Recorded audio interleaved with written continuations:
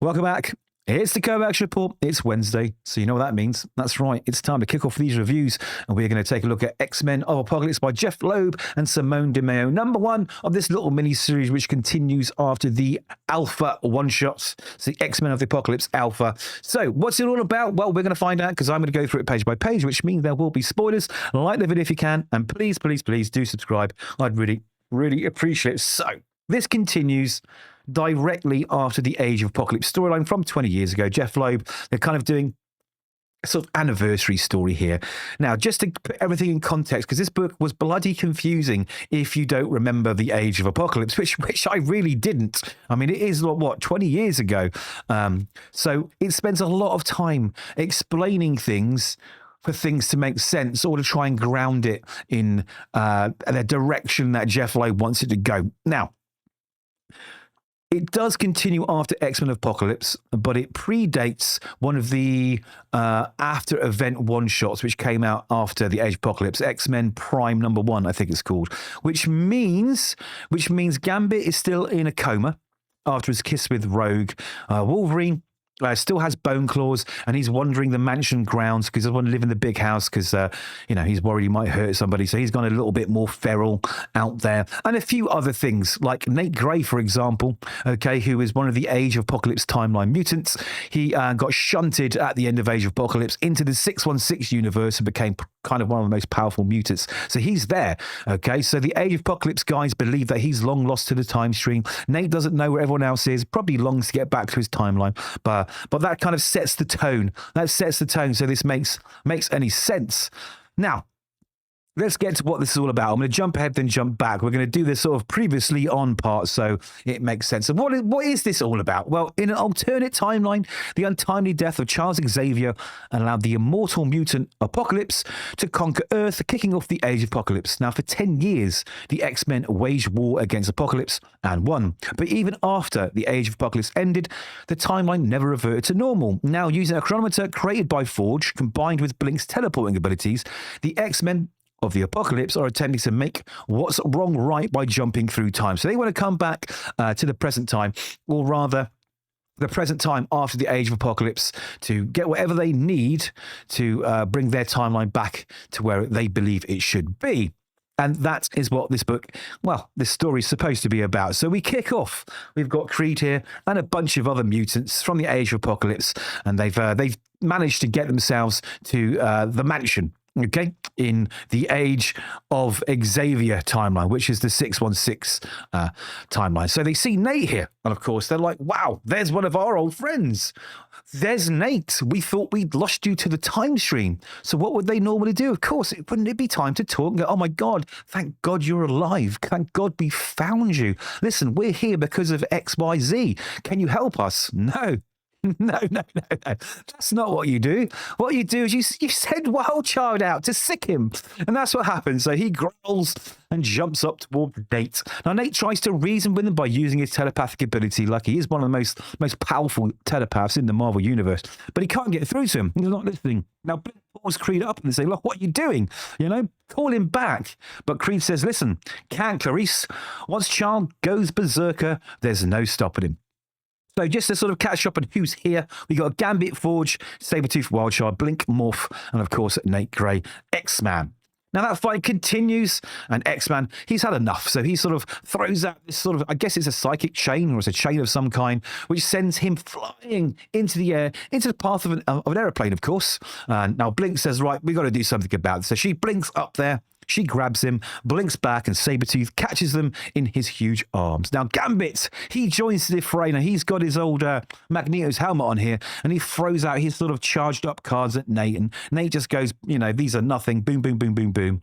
And Morph, he jumps in because, we've introduced this character as part of the story, so he's got to do something, right? So he sort of bubbles around it by saying, Bubblicious, all right? Bubblicious. And he says, eek, eek, knock it off. It tickles, as Gambit tries to escape. Yeah, the dialogue's not great. The dialogue is not great at all. Anyway, Forge had enough. He says, Nate, come down here, let's talk. And they have a little bonding moment, like a father and son returning, to each other's arms, which is nice enough. But listen, even the nostalgia of the original Age of Apocalypse isn't enough to keep me sort of engrossed in this book. Now we get to the conversation. So they've stopped fighting. Everyone has stopped fighting. And he explains the age of Xavier, which is our timeline, and the age of Apocalypse. Okay. And this is where we get a re-explanation of this whole plot. So he tells Nate, look, the age of Apocalypse ended, and you, Nate, vanished from that timeline, deposited here in the age of Xavier. Charles Xavier, I've sensed him, because that doesn't surprise me. Now, I'm a little confused here. Because how long has Nate been here? Because if he's been there any amount of time, then he would know Charles is there. I mean, he's at the mansion, right? So how did Nate get there? Was he pulled in too? I'm really, really confused at this point. He says, we, the X-Men from the timeline you came from, believe ours is the correct timeline, and none of this should exist. So they're saying, listen, the 616 shouldn't exist. Whether it's a stroke of luck or a destiny, we've now found you. Charles Xavier has the information we need to set things right. So that's why they're here. They need to get some information out of Xavier's mind. Now, out of the blue, Wolverine turns up because you've got to have Wolverine turn up, right? You know, he's obviously sniffed them out and he's come to sort of put them down and instantly starts fighting because, you know, everyone's talking. Everyone's talking now. The fight's over. But he comes bowling in. And I know it's a trend with the older writers now. They try and put a swear word in just to sort of be edgy. So he says, honestly, he says, me and Chuck don't always see eye to eye, but I don't let anybody near him. Least of all, anybody siding with that bastard. Oh, boy. Oh boy, oh boy. And now they have this, you know, they have this little fight, of course. Okay. And he says to Wolverine, what's with the yellow pajamas? And you got two arms? Well, of course he has. You're in an alternate universe. What did you expect? Just because yours doesn't have both hands in the age of Apocalypse, why should I don't get it. I just don't get it. Is it just to make the pajamas joke? Because they do it all the time. They always go, oh, what's with the yellow costume? As if it's like some cool sort of nod to the fans. I really, really don't get it. I really don't get it. So anyway, their fight continues. Okay, Sabretooth gets blasted away by Bishop. Morph turns into a wall and says, hey, I got a wacky idea. How's about you stop shooting at us? And the fight continues and continues. Just the same thing. The whole issue is one big fight, by the way. I thought I should mention that. Anyway, Wolverine and... Crikey. Wolverine and Bishop, they call for reinforcements. They call to Professor X. Says, can you hear my thoughts? The ones I told you about are here. And, of course, we get the big double-page spread as the Uncanny X-Men come charging out. Cyclops, Storm, Beast, Professor X is there as well. Now, this is why I'm confused. Now, maybe it's because I missed something in the Alpha issue, but I still don't understand that if Nate's already there, why has he not made contact with them? I do not understand that. Because he sort of says, oh, I felt Xavier's presence earlier on. Well, you are at Charles Xavier's home. I know he's dead in your universe, but if you're in the 616, wouldn't you have already known that he's now there, considering you're standing outside his house and maybe you've been in there? I don't know. I'm very, very, very confused. Somebody please explain to me. It might be a simple explanation that I've forgotten something from the previous issue. But anyway, a fight continues, of course. A fight continues. The Cyclops come rolling out, and he goes, Forge, what are you? Doppelgangers, clones, sentinels? As he blasts him, why not ask him first before blasting him, right? Because if you're blasting me, I'm probably not going to give you any answers either, right? It's just a bit weird. He says, none of those, Cyclops. We are the X-Men. No X-Men we know of, and none who side with Magneto. Of course, there's a Magneto helmet on Gambit. He's like, no, it's not me, mon chéri, it is Gambit. And they really, really ham up the accent. And they're kind of doing it in all the books. I mean, they're really, really tripling down on the fact that, Gambit's got a southern accent. And she's like, Remy, but I just left you inside the mansion, caring for you while still in a coma from your kiss with Rogue. And here's where we get more of this explaining all the events that happened in the Age of Apocalypse, right? And after the Age of Apocalypse. So you can make any sense of this at all. But again, if you've come out there and you've seen a whole group of X-Men, right? And you've just left the X-Men in there, and you've got one saying, what are you? Doppelgangers, clones, sentinels. Were you not listening, Storm? I don't know. Anyway, Forge says, Nate, we're still linked. How can I help? It will take all we have, son. Your target is Xavier. Find what we are seeking, Nate. And then, well, that's what happens. He goes into his mind. He puts everyone asleep and he implants this thing in their brain so that when they wake up, they forget everything that happened. They forget everything that happened. They've got the information they need. And Nate decides to join them and come with them on their journey because he doesn't like this timeline and he misses his pals. And that's what they do. So blink. She works her magic and they blink out of there again. And guess what they end? They end up, of course, back at Xavier's school, except this time there's a difference because they've gone further back in time. That's right. They've gone further back in time to the origin of the X-Men, and we get the original Uncanny X-Men #1 lineup. We've got Cyclops, Angel, Iceman, and the Beast. And guess what's going to happen?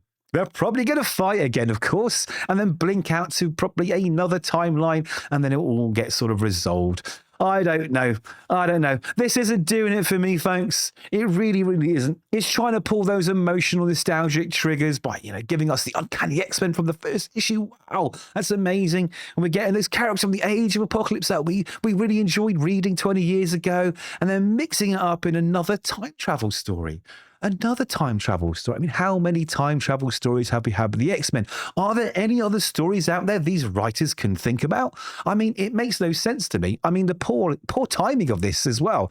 I mean, you've got this anniversary event, right, of the X-Men going, forward in time to combat some villain, and then coming back to the timeline. And then we've got this other huge event from Marvel, Age of Revelation, where, guess what? We've got a couple of the minds of present-time mutants going 10 years in the future, right? To combat some other big villain, all right? And then get back to their own timeline. It's essentially the same story. They substituted Apocalypse for Doug Ramsey Revelation, really.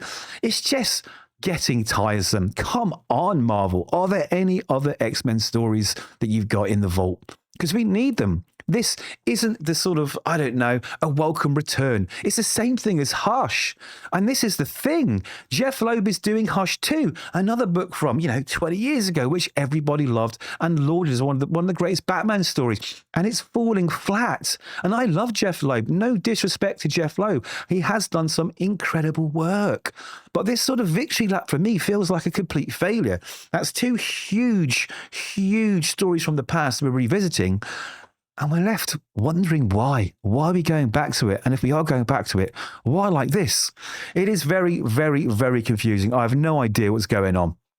But I'm sure if I can force myself to read the next issue, maybe we'll get some answer. But there we go. Those are my thoughts. Disappointing, yes. The art. Let's talk about the art first. There are some positives, right? The art's pretty nice. I think Simone Di Meo has sort of honoured, the original art from the original series. He's done his best to make all these scenes dynamic, and they look good. There's no real issues with the art, really. It looks kind of cool. That page we get with Wolverine Sabretooth here, they look pretty cool. They're giving you that sort of comic candy that we expect from a comic book. So the art's really nice, and the coloring's pretty cool. But story, I don't really think there is one. I really don't think there is one. With all this sort of explaining little moments to try and ground it into sort of making any sense whatsoever, it's not helping. And this is the problem. I'm not sure I said it earlier on in the video, but Marvel seem to have this sort of process where they do 3 or 4 issues in a run, right? 5 if you're lucky. And that puts a lot of pressure on the writers to sort of tell this, 6 to 12 issue story in a quarter of those issues. So, of course, you get this sort of decompressed storyline, this excessive exposition, a ton of explaining and spoon feeding, no character development depth, no sort of putting from the past in this case to, ground what's going on in the present. And it just feels rushed. It feels like we need to sort of knock something out for this anniversary. It's 5 o'clock on a Friday. We all want to go home and have our beer. So, you know what? Just fax something in. We'll knock it out. That's what this feels like.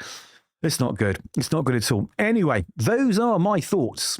Okay, I'll be very interested to hear your thoughts. Find out if you're enjoying this. Is it putting those emotional, nostalgic strings for you? Are you enjoying it? Am I overreacting? Maybe I am. I think I'm just bored. I'm bored of these stories. I've got 500 X-Men books a month at the moment, and they're all involved the same thing. Time travel, big villain, save the past, by fixing the future.